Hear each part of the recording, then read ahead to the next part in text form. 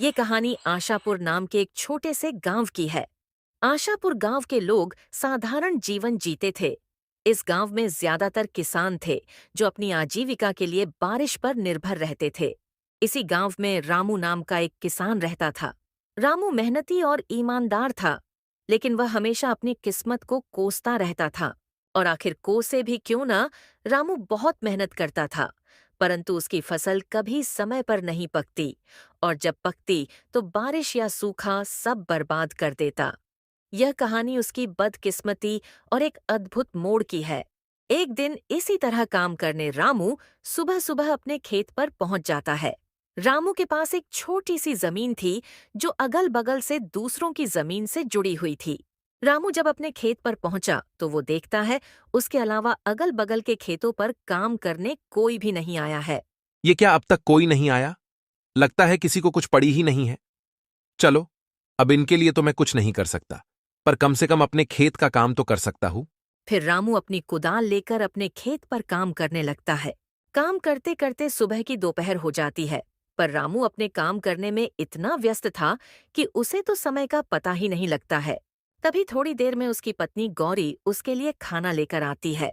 सुनते हो, आओ आकर खाना खा लो। गौरी की आवाज सुनकर रामू को समझ आता है कि दोपहर हो गई है। अरे ये क्या दोपहर हो गई? समय का तो पता ही नहीं चला। चलो, अब गौरी खाना लेकर आ गई है तो खाना खाकर थोड़ी देर आराम करके फिर काम करता हूं। रामू गौरी के साथ खेतों के पास वाले पेड़ के नीचे बैठकर खाना खाने लगता है। क्या हुआ जी?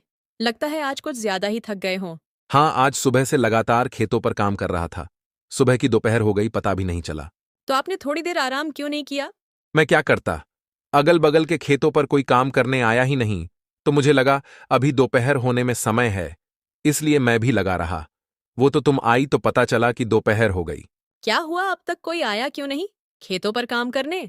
वही तो, इन लोगों का ही सही है, जब मर्जी आते हैं, जब मर्जी जाते हैं। और एक मैं हूं जो इतनी मेहनत करता हूं, फिर भी पता नहीं कैसी किस्मत है मेरी, जो हमेशा कोई ना कोई बहाने से मेरी मेहनत बर्बाद कर ही देती है। रामू को इतने परेशान देखकर गौरी उसे दिलासा देने की कोशिश करती है।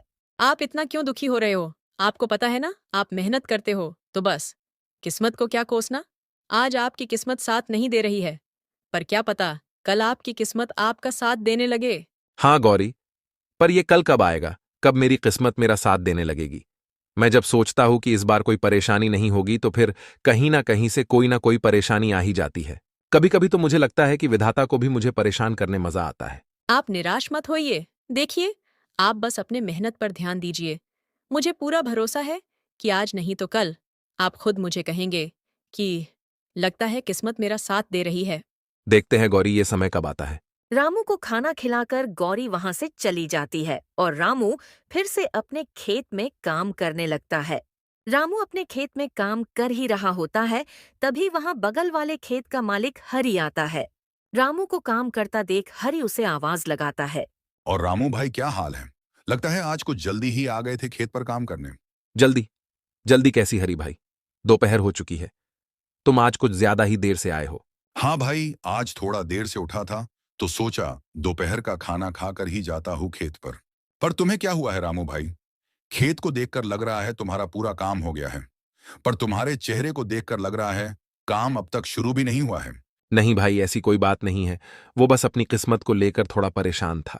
अरे रामू भाई, कब तक अपनी किस्मत को कोसते रहोगे और कब तक किस्मत के भरोसे चलते रहोगे? अब किस्मत को कोसू नहीं तो क्या करूं भाई? तुम तो जानते ही हो ना, पिछले साल बाढ़ आई, फिर सूखा पड़ गया था। और अब जब इस साल कोई प्रकोप नहीं है तो दिन ब दिन मंडी में अनाज के दाम गिर रहे हैं। भाई मुझे एक बात बताओ, हम दोनों के खेत एक दूसरे के अगल बगल में हैं, यानी तुम्हारे खेत में जो आफत आई होगी वही मेरे यहां भी हुआ होगा। पर मैं तो नहीं कोस रहा अपनी किस्मत को।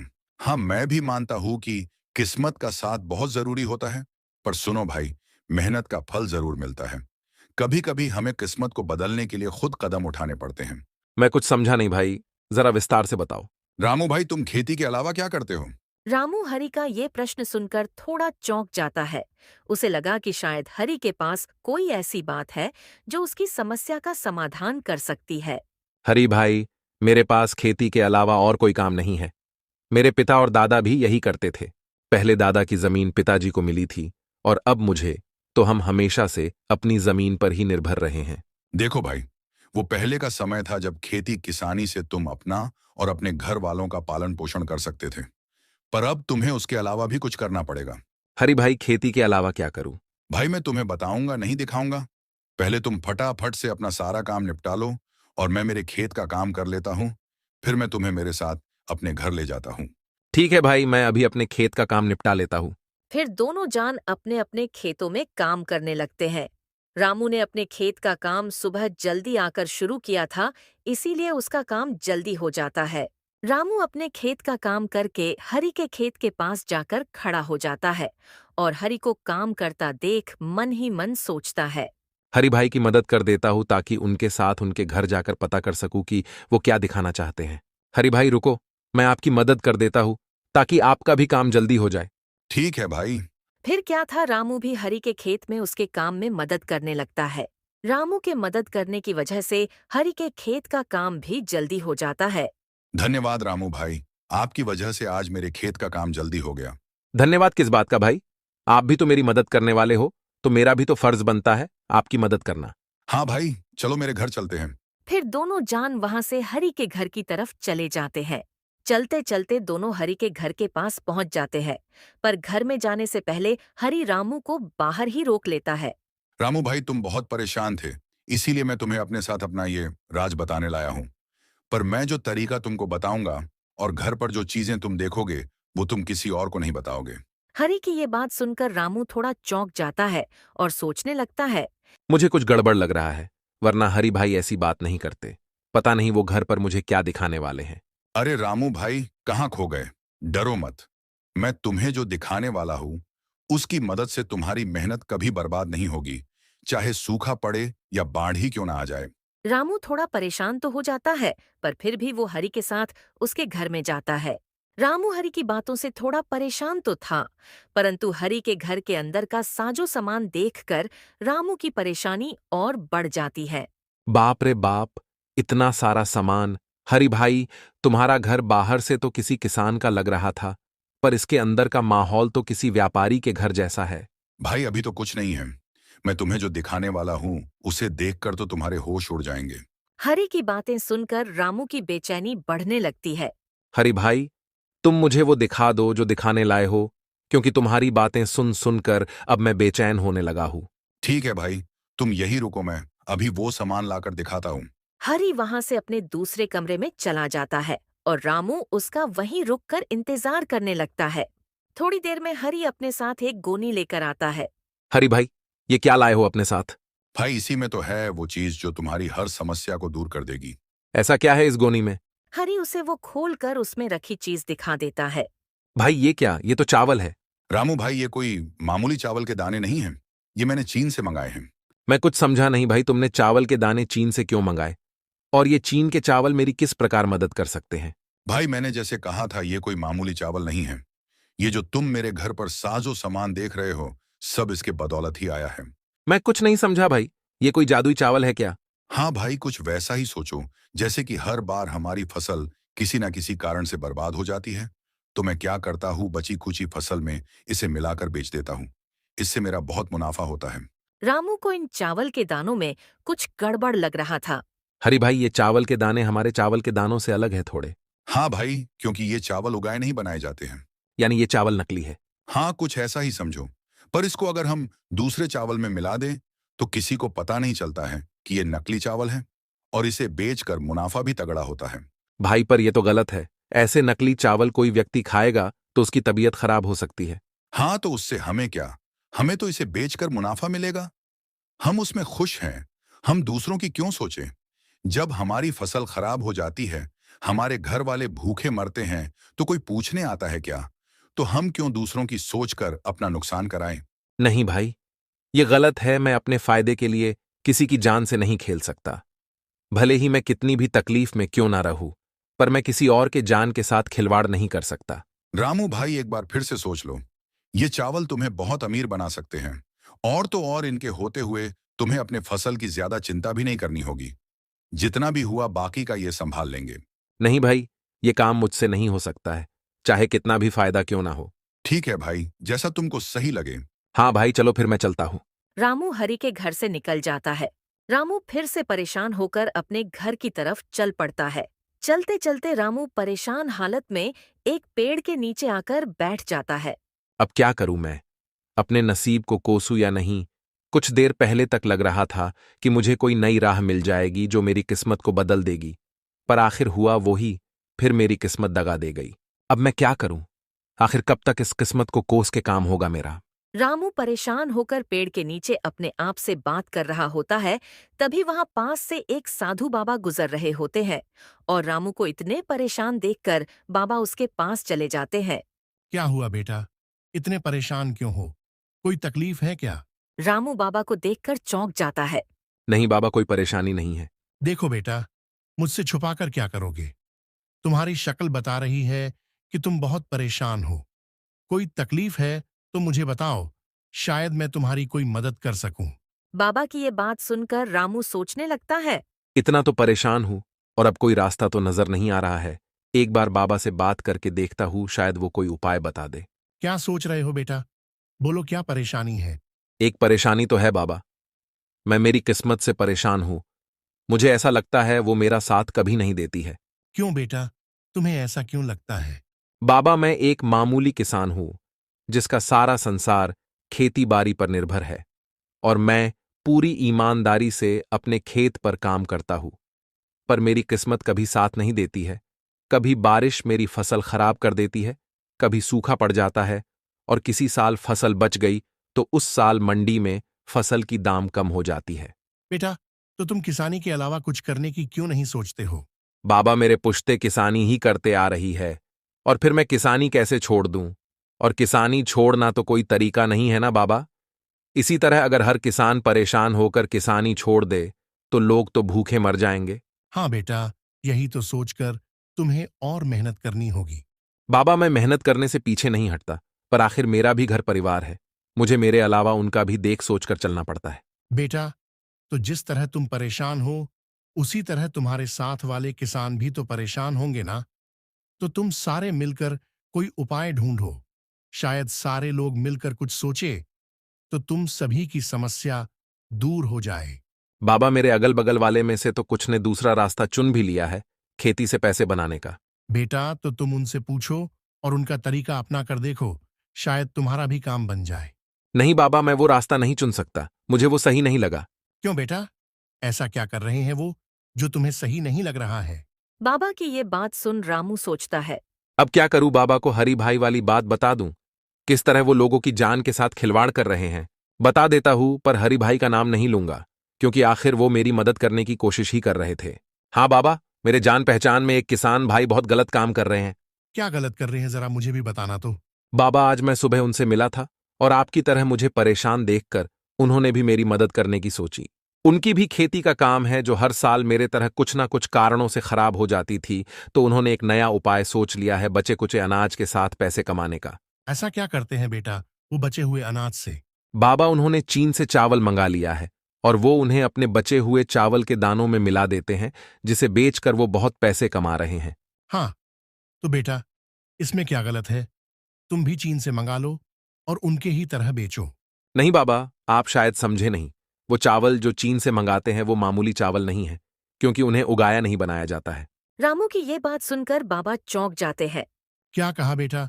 चावल जिन्हें उगाया नहीं बनाया गया है, यानी वो नकली चावल है? हाँ बाबा, वो चावल नकली होते हैं, और उन्हें अगर अपने चावल के दानों में मिला दो तो पता ही नहीं चलता कि नकली कौन सा है और असली कौन सा।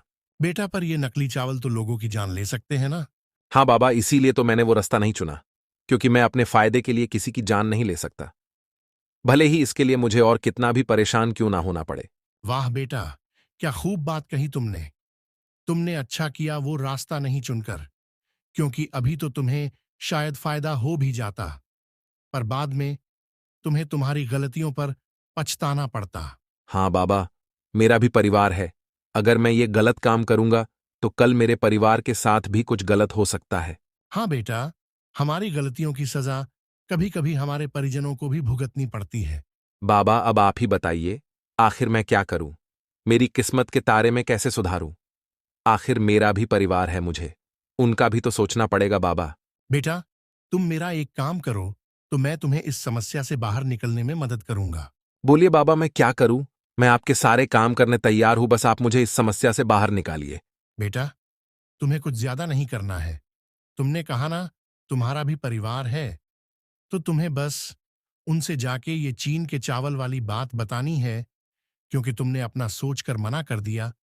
पर क्या तुमने अपने परिवार वालों से पूछा इस बारे में? नहीं बाबा, नहीं पूछा किसी से भी। तो एक बार उनसे पूछकर देखो उनका इस बारे में क्या कहना है। फिर कल सुबह तुम मुझे यही मिलना, मैं तुम्हारा इंतजार करूंगा। ठीक है बाबा, मैं मेरी पत्नी से इस बारे में बात करके आपको कल सुबह यही मिलता हूं। फिर क्या था, रामू वहाँ से अपने घर के लिए निकल जाता है। रामू घर पहुँचते ही सबसे पहले अपनी पत्नी गौरी को आवाज लगाकर बुलाता है। गौरी, मैं खेत से आ गया हूं, जरा यहां आना, तो तुमसे एक जरूरी बात करनी है। रामू की आवाज सुन गौरी वहाँ आती है। हाँ बोलिए, आपने मुझे बुलाया? हाँ, मुझे तुमसे कुछ जरूरी बात करनी थी।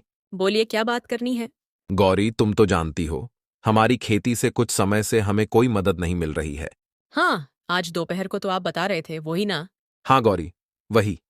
पर आज तुम्हारे जाने के बाद मेरे साथ एक घटना हुई, जिसके बारे में मुझे तुम्हें बताना है। आज जब तुम चली गई, तुम्हारे जाने के बाद वहां मेरे एक किसान भाई आए और मुझे परेशान देख उन्होंने मुझे मेरे परेशान होने का कारण पूछा। तो मैंने सारी बात बता दी। पर गौर करने की बात यह है कि जो हाल मेरा था, कुछ वैसा ही हाल उनका भी था, पर उन्होंने इस परेशानी से निकलने का एक रास्ता ढूंढ लिया है। क्या बात है? कौन है वो? और आप उनसे वो तरीका क्यों नहीं पूछते? इससे आपकी भी समस्या दूर हो जाएगी। कौन है वो मत पूछो, मेरे एक शुभ चिंतक ही समझ लो। पर पहले तुम मेरी पूरी बात सुन लो। मैंने जब उनको अपनी समस्या बताई तो उन्होंने उससे निकलने का रास्ता तो बताया, पर वो रास्ता थोड़ा अटपटा है। अटपटा? ऐसा कैसा तरीका है, मुझे बताइए जरा, मैं भी तो सुनो। जैसे मेरी फसल कभी बारिश की वजह से खराब हो जाती थी तो कभी सूख जाती थी, वैसे ही उनकी भी हालत थी। पर अब वो चीन से चावल मंगाते हैं। क्या कहा? चीन से चावल? हाँ गौरी, वो चीन से चावल मंगाते हैं और फिर उनको अपने पास बचे हुए चावल के दानों में मिला देते हैं और बाजार में बेचते हैं। इससे उन्हें बहुत फायदा होता है और किसी को नहीं समझता कि असली कौन सा है और नकली कौन सा। रामू की ये बात सुनकर गौरी थोड़ा आश्चर्य में पड़ जाती है।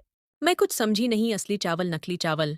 हाँ गौरी, चीन से लाए हुए चावल नकली चावल होते हैं। उन्हें उगाया नहीं बनाया जाता है और वो काफी सस्ते मिलते हैं। उन्हें सस्ते में लाओ और अच्छा मुनाफा कमाओ। पर नकली चावल तो खाने में जानलेवा साबित हो सकते हैं, तो ये तो बहुत गलत बात है, अपने मुनाफे के लिए किसी की जान लेना।